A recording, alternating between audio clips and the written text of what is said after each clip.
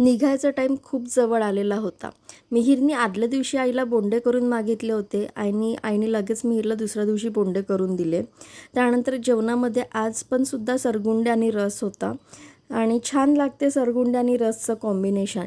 इकडे आईचं टिफिन बनवणं चालू होतं. छान बेसनाच्या वड्या केलेल्या होत्या. नॉर्मल बेसन आणि बेसनमध्ये ते जे वड्या करतात ना ते खूप छान लागते.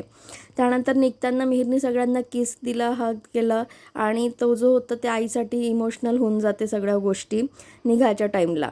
त्यानंतर टिफिन पॅक केला आणि आम्ही संध्याकाळी निघालो होतो 5:30 वाजता. कारण आम्हाला जायचं होतं आधी शिर्डीला. तिथून 6 तासाचा प्रवास आहे शिर्डीचा आणि आम्ही निघाल्यानंतर पहिले सुरुवातीला आम्ही एक समृद्धी मार्गावर स्टॉप घेतलेला होता आणि त्यानंतर निघायनं शिर्डीला पोचल्यावर एका हॉटेलमध्ये जेवण करून घेतलेलं होतं टिफिन. जर तुम्हाला माझा व्हिडिओ आवडला असेल तर लाईक करा, शेअर करा, कमेंट्स करा, सबस्क्राईब आणि फॉलो करा.